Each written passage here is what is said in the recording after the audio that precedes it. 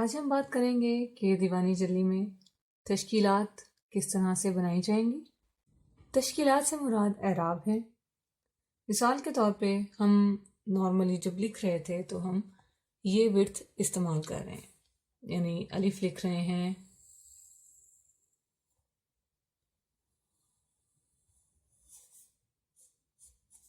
या बा लिख रहे हैं तो ये विड्थ हम यूज़ करते हैं। जब भी आप तश्कीलात की बात करते हैं तो इससे हाफ यानी इससे कम की आप विड्थ रखेंगे।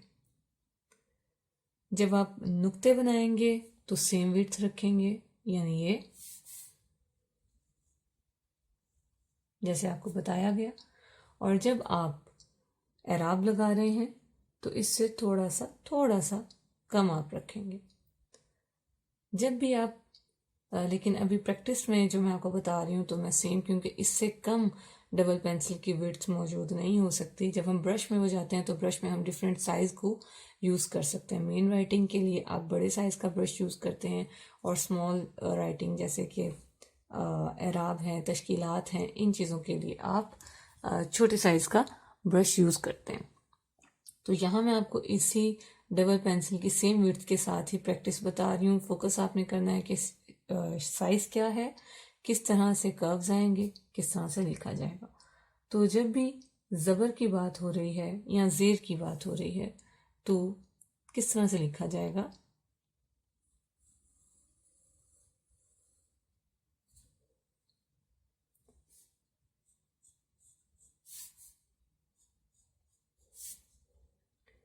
ज़बर, ज़ेर। जब दो ज़बर आएंगी तो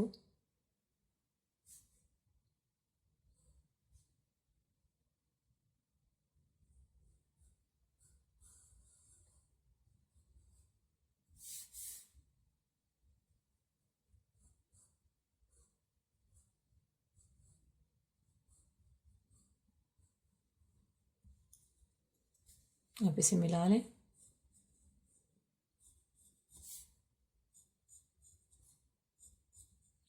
यानी इनके दरमियान जो ये फासला है इसका ख़ास ख्याल रखिएगा कि ये बैलेंस्ड होना चाहिए, इक्वल होना चाहिए। जब आप शद बनाएंगे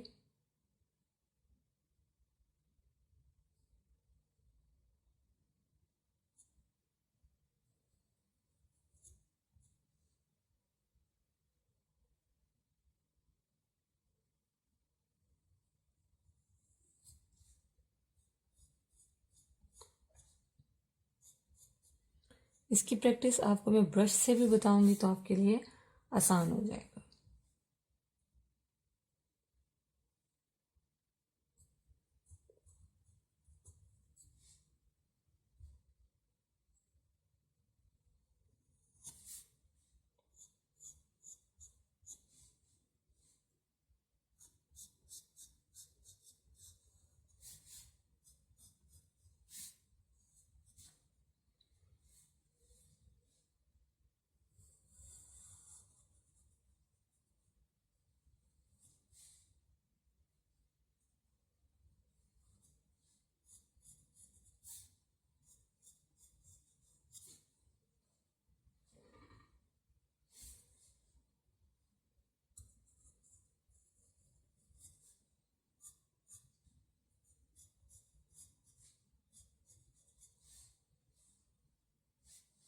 खड़ी ज़बर वगैरह और फिर पेश।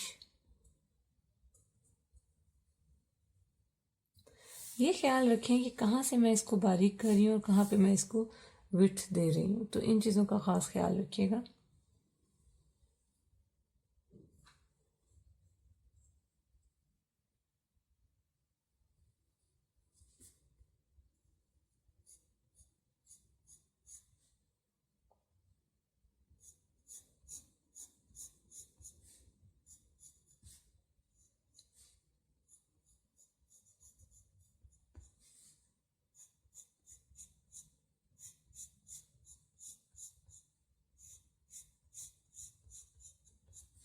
पेश,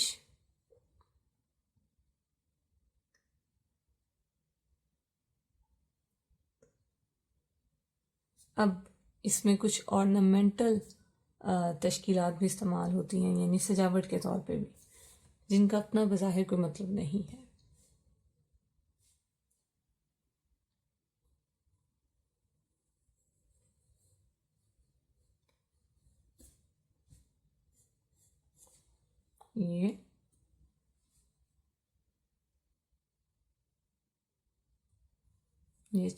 यही चीज़ छोटे साइज में,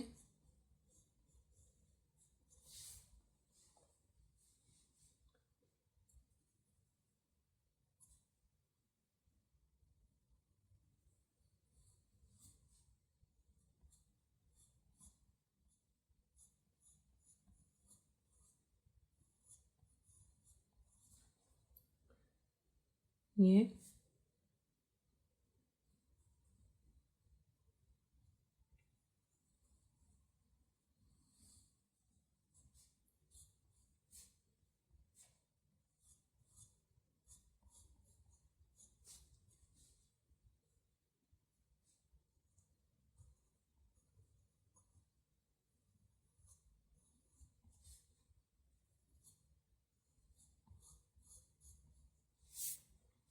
यानी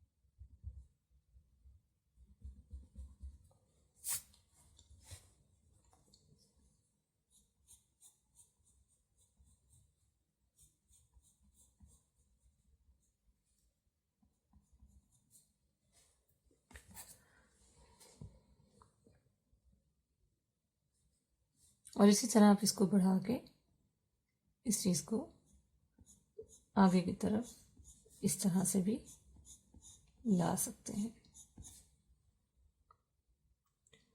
फिर जब हम डिज़ाइन करते हैं, किस तरह से करते हैं आगे मैं बताती हूँ आपको। फिर जब हम डिज़ाइन करते हैं तो उसमें एक और चीज़ इस्तेमाल की जाती है जो इस नुक्ते की तरह ही बनते हैं। मिसाल के तौर पे अगर ये एक बड़ा नुक्ता है, आप एक बड़ा नुक्ता बनाते हैं,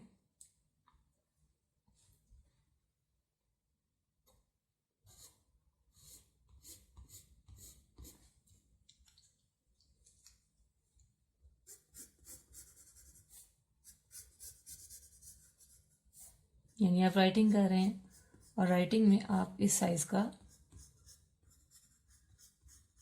नुक्ता अगर लिखते हैं तो दीवानी जल्दी में, क्योंकि इसका नाम जो जल्दी है वो किस वजह से है कि इसमें बारीक बारीक छोटे छोटे नुक्ते बनाए जाते हैं राइटिंग में।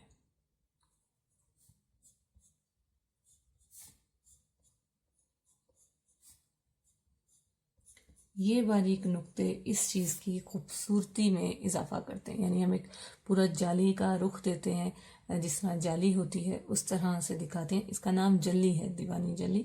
तो इसमें ये छोटे छोटे नुक्ते बनते हैं जिनका अपना कोई मतलब नहीं है, just ornamental point of view से ये बनते हैं। यानी अगर इस साइज का है तो इसके साथ अगर ये आपका जो नुक्ता है, बा लिख रहे हैं, बिस्मिल्लाह लिख रहे हैं, बा का नुक्ता अगर ये है तो ये जो साइज बनेगा ये इस साइज के नुक्ते डलेंगे उसमें। तो जब हम ब्रश से काम करते हैं तो बड़ा आसान हो जाता है कि आप डिफरेंट साइज के ब्रशेस यूज़ कर सकते हैं इस काम में।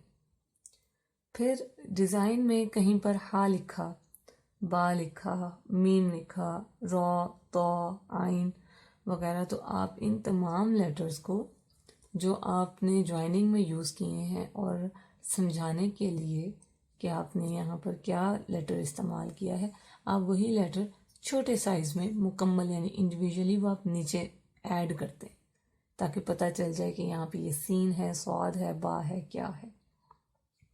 यानी आप बहुत छोटा सा ये लिख देंगे जो हमारा हा है, या आप बहुत ही छोटे साइज़ में वहाँ पे ये मीम बना देते हैं। तो इस तरह से आप इस पे यहाँ आप सीन इस तरह से आप दिखा देते हैं कि ये सीन है और पढ़ने वाला समझ आता है कि ये आपने यहाँ पर क्या लिखा है। अब आते हैं डिज़ाइन की तरफ, यानी ये तो हो गई तश्कीलात। जब भी आपने डिज़ाइन करना है किसी चीज़ को, कोई आयत आप डिज़ाइन करना चाह रहे हैं, तो कुछ पॉइंट्स बहुत इम्पॉर्टेंट हैं जिनमें ओवरऑल शेप आप देखते हैं कि अगर आप कुछ लिखना चाह रहे हैं, यानी सबसे पहला मेथड है कि आप एक छोटे साइज पे यानी आप थंबनेल उसका डिज़ाइन बनाएं। थंबनेल से मुराद आप जितने भी बड़े कैनवस पे वो काम करना चाह रहे हैं, आप अपने पास एक रफ वर्क कर लें, उसका पेंसिल वर्क पहले कर लें कि ये मेरा कैनवस एरिया है, ठीक। अब इसके अंदर मैं काम करना चाहता हूँ, मैं मिसाल के तौर पे दरमियान में आयत लिखना चाह रही हूँ मैं। अब मैं क्या करूँगी, मैं इस एरिया को लूँगी कि वो दरमियान का एरिया कितना होगा, इस एरिया में। अब इस एरिया में जो मैं आयत लिखना चाह रही हूँ उसको शेप अप करना है पहले, यानी इतने एरिया में अब मैंने शेप देनी है। मैं जो भी लिखना चाह रही हूँ, मैं बिस्मिल्लाह लिखना चाह रही हूँ तो मैं यहाँ पर शेप दूंगी, यानी मैं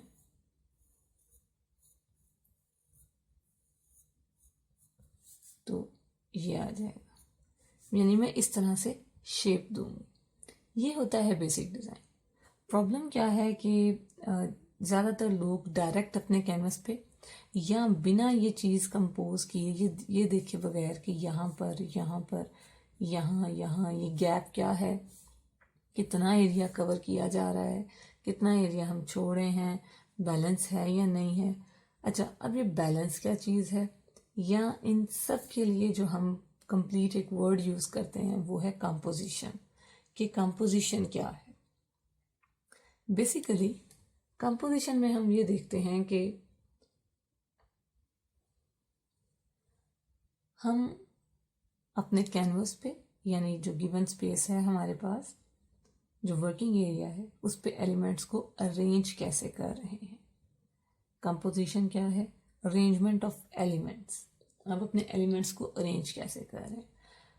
पेंटिंग्स में क्योंकि हमारा ये कोर्स कैलीग्राफी पेंटिंग है, so we have to focus on all the designs, all the backgrounds, and then कि हम लिख क्या रहे हैं और किस तरह से लिख रहे हैं। आपने बहुत सारे आर्ट पीसेस देखे हैं जहाँ पर बहुत बारीकियों में भी चीज़ें लिखी गई होती हैं और कहीं कोई एक चीज़ बड़ी प्रोमिनेंट होती है। कभी वो एक जो प्रोमिनेंट चीज़ है वो आपको इस एरिया में नज़र आएगी और बाकी सारा बारीक लिखा होता है। तो डिफरेंट अरेंजमेंट्स हैं। अब कंपोजिशन के अंदर कुछ कंपोनेंट्स आते हैं। कंपोजिशन के बाद यानी कंपोजिशन का ही जो पार्ट है, सबसे पहली चीज़ डिज़ाइन एलिमेंट्स। आप डिज़ाइन कैसे कर रहे हैं, इन एलिमेंट्स की बेस पर आपकी कंपोजिशन कंप्लीट होती है। फॉर एग्जांपल साइज, जैसे हमने यहाँ पे साइज की बात की। अगर आपका कैनवस एरिया बहुत बड़ा है, कैनवस साइज बहुत ज़्यादा, तो आप जो मैक्सिमम साइज उस पर देते हैं अपने अल्फ़ाबेट्स का, वो क्या देंगे, एलिमेंट्स का साइज एलिमेंट्स की शेप, आप किस शेप में लिख रहे हैं। दीवानी जल्दी ही है, लेकिन अब आप उसको शेप क्या देंगे, कितना एरिया किस तरह से कवर होगा। फिर लाइंस बहुत मैटर करती, एक ही लाइन में है, बैलेंस्ड है दोनों साइडों से, हर तरफ से या नहीं है। कलर आप क्या यूज कर रहे हैं, ब्राइट कलर्स हैं, डल कलर्स हैं, न्यूट्रल कलर्स यूज कर रहे हैं, आपकी कलर चॉइस क्या है। तो ये सब डिजाइन एलिमेंट्स हैं। नेक्स्ट है डिजाइन प्रिंसिपल्स, जो ये बताता है कि आपने लाइन तो ये ले ली, साइज तो ये ले लिया, शेप ये रख ली, लेकिन इनमें से डोमिनेंट लेटर क्या रखना है, ठीक है, बैलेंस क्या है, वो सब लेटर्स, वो सारी की सारी कैलीग्राफी जब कैनवस पे आएगी तो क्या कोई रिदम बनेगा उसका या नहीं। ये ना हो कि लग रहा हो कि ये एक चीज़ अलग बनी है, ये एक अलग बनी है, इस पोर्शन की फॉर एग्जांपल जो इस पोर्शन में कलर थीम यूज़ हो रही है वो कुछ और ही है, और ये सारा बिल्कुल खाली है। यहाँ पे आपने बहुत ज़्यादा कुछ लिख दिया है और ये अंदर सब ब्लैक है, उस पर आप ब्राउन यूज़ कर रहे हैं, तो ये रिदम तो नहीं होगा। फिर कई दफ़ा आपने ऐसी भी कैलीग्राफी पेंटिंग्स देखी हैं जिनमें सेम साइज़ के अल्फ़ाबेट्स बैकग्राउंड में लिखे होते हैं, लेकिन क्या उनको डोमिनेंट बनाना है या जो आयत आपने बाद में लिखी है, ऊपर लिखी है, उसको डोमिनेंट बनाना है। It all depends. सो ये हैं वो डिज़ाइन प्रिंसिपल्स कि आप रिदम किस तरह से लेकर आते हैं, आप जो भी बना रहे हैं, ड्रॉ कर रहे हैं, उसको कंपोज कैसे कर रहे हैं। फिर तीसरी चीज़ है बैलेंसिंग, क्या पूरा का पूरा कैनवस, यानी जिस तरह मैंने यहाँ बिस्मिल्लाह लिखा है, इधर अगर आप अल्हम्दुलिल्लाह रब्बिल आलमीन सूरा फातिहा लिखते हैं या सूरा इखलास लिखते हैं या सूरा कौसर लिखते हैं, तो क्या उसका भी यही साइज होना चाहिए। क्या जो भी आप लिख रहे हैं वो यहाँ दरमियान में है, इधर भी हाफ उतना ही छोड़ा है, इधर भी हाफ आपने उतना छोड़ा है, या ऐसा भी हो सकता है कि सारा कुछ यहाँ एक बड़ा जो डोमिनेंट पार्ट है वो ये हो और यहाँ पे बाकी सारा बारीक काम किया गया है, या ये चीज़ इसकी तरह दरमियान में लाई गई है। तो अगर ये दरमियान में है और दोनों साइड्स पर आपको जगह मिल रही है तो ये सिमेट्री है, इधर भी उतना ही पार्ट, इधर भी उतना ही पार्ट और दरमियान में भी उतना ही पार्ट दिया गया है। तो ये बैलेंसिंग में, एलिमेंट्स की बैलेंसिंग में ये सिमेट्रिकल बैलेंस है, और यहाँ पर ये एसिमेट्रिकल बैलेंस है। सो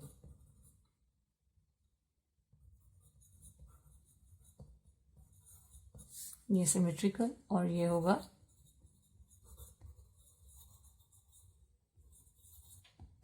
एसिमेट्रिकल। फिर नंबर ऑफ एलिमेंट्स क्या है,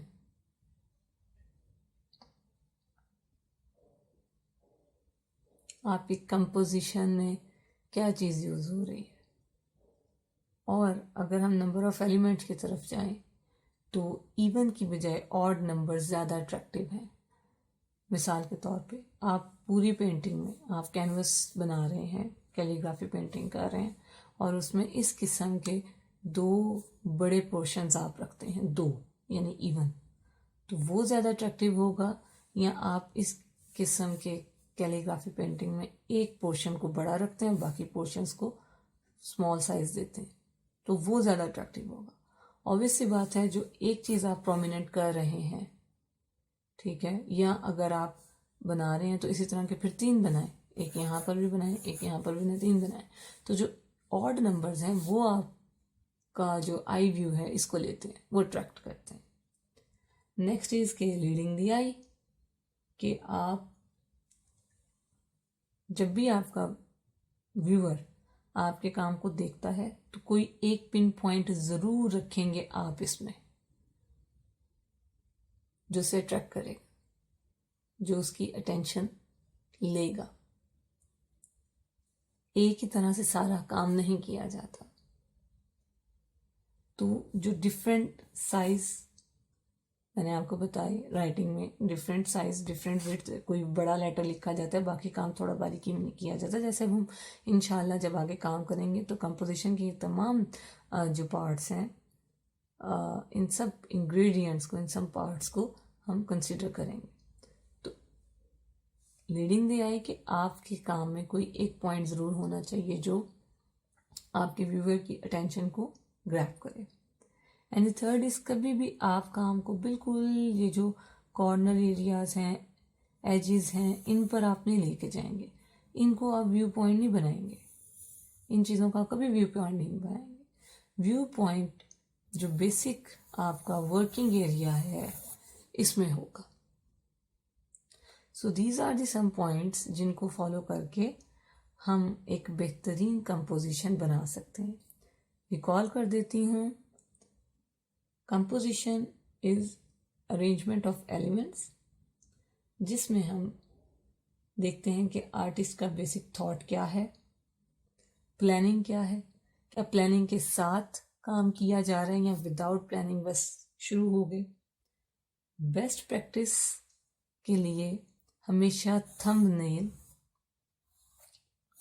डिज़ाइन किया करें। थंबनेल से मुराद कि आप पूरे कैनवस पे जाकर काम करें, इससे बेहतर है कि आप उसी साइज का थोड़ा एक रेलिवेंट एक ड्रॉ कर लें शेप, और फिर उसमें आप देखें कि मैं यहाँ पे लिखूंगा तो कैसा लिखा जाएगा, यहाँ लिखूंगा तो कैसा लिखा जाएगा। मिसाल के तौर पे मैं इस कैनवस पे बिस्मिल्लाह लिख रही हूँ एक फ्लावर शेप में, तो फ्लावर की बेसिक शेप क्या होती है,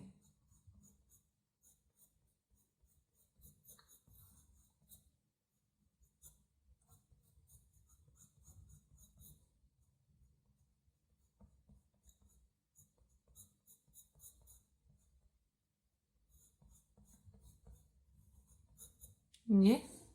तो अब इसमें एक मैंने पहले देख लिया कि मैंने क्या किस शेप में लिखना है, तो शेप के बाद फिर मैं देखूंगी कि साइज कहाँ पर क्या होना चाहिए, यानी जो हमने डिज़ाइन एलिमेंट्स की बात की कि जिसमें साइज है, शेप है, लाइन है, कलर है, कि हम क्या इम्पैक्ट दे रहे हैं, ये सारी चीज़ें।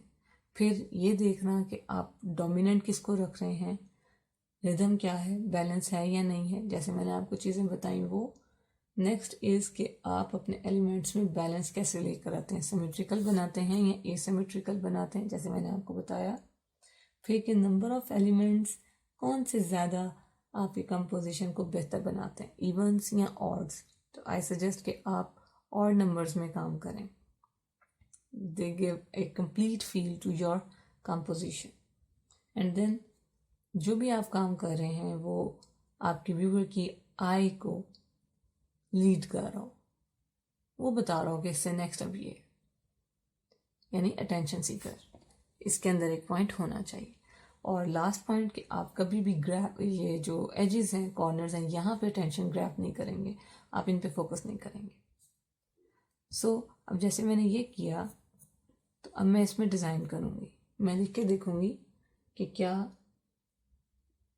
मैं इसे सही से लिख पा रही हूँ या नहीं लिख पा रही। और यहाँ पे मैं कोई डबल पेंसिल यूज़ नहीं कर रही, कुछ नहीं, एक सिंगल पेंसिल से मैं जस्ट पहले एक डिज़ाइन तैयार कर रही हूँ।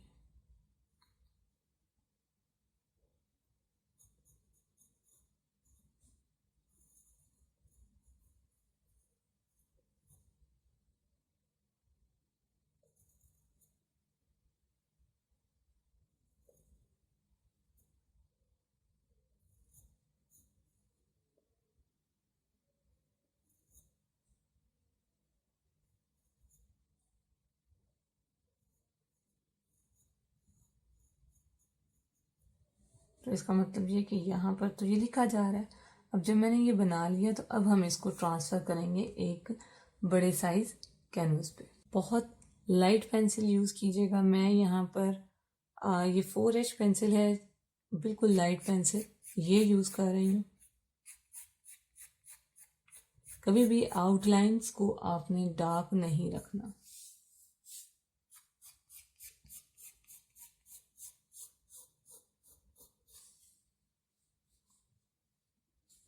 अब जितनी स्पेस मैंने यहाँ छोड़ी है,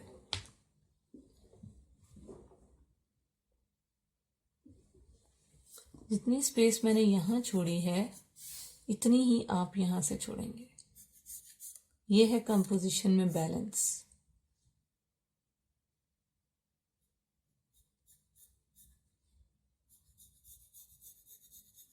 कभी भी मैंने यूं बिल्कुल राइटिंग के पॉइंट ऑफ व्यू से पेंसिल को नहीं पकड़ा। इट्स समथिंग लाइक ड्राइंग, जिसमें आप इन बारीक पॉइंट्स को भी फोकस कर रहे हैं।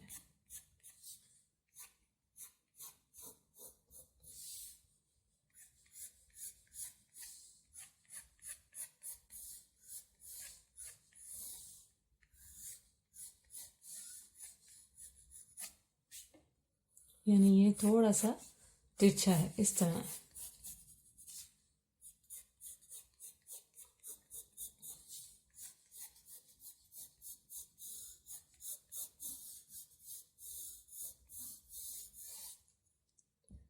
अब जब ये चीज़ बना ली है, मुझे पता चल गया कि मेरा वर्किंग एरिया इस सारे कैनवस में ये है, यहाँ पे मैंने लिखना है, राइट। तो अब इस पे हम लिखने की प्रैक्टिस करते हैं। तो हम इसी डिज़ाइन को यहाँ पे ट्रांसफ़र कर रहे हैं।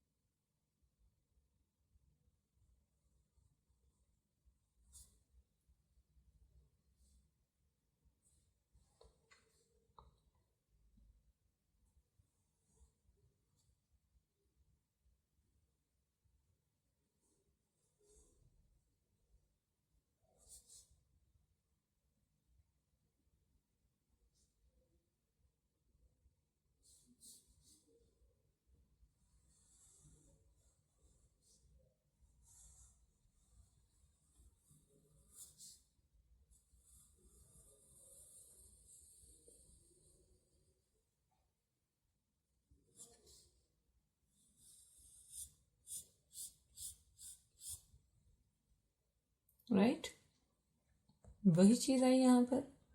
अब लिखना है बा, सीन और मीम हमने लिख लिया, बिस लिख चुके हैं। अब अल्लाह ये लिखते हैं। अल्लाह के लिए मैंने यहाँ पे अलिफ जो है वो कैपिटल रखा, ज़रा यानी साइज़ जो है वो। अल्लाह लिखते हुए अलिफ को यहाँ पे मैंने बा के साथ ही शुरू किया है, तो हम यहाँ पे भी ऐसे ही करेंगे।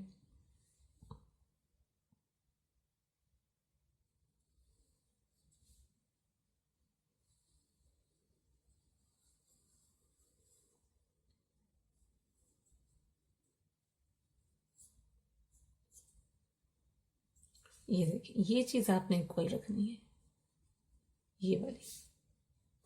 और अब उसी डिस्टेंस के साथ हम आगे चलते हैं।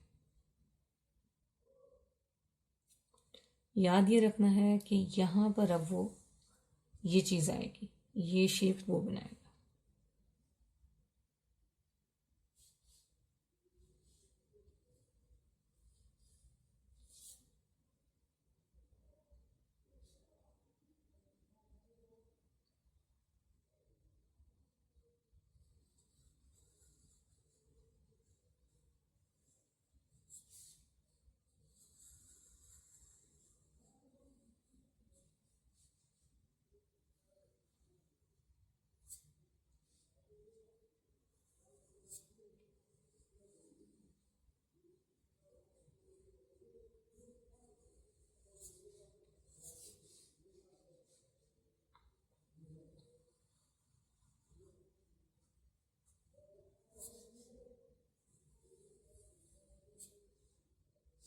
अब यहाँ पर ये बैलेंस आप देख सकते हैं कि ये इस तरह से साइज चल रहा है।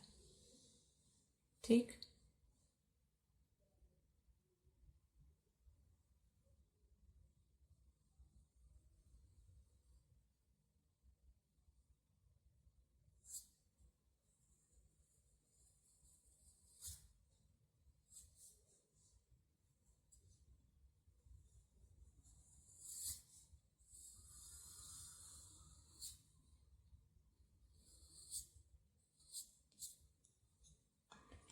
इसको करेंगे डार्क ताकि आपको प्रोमिनेंट हो जाए।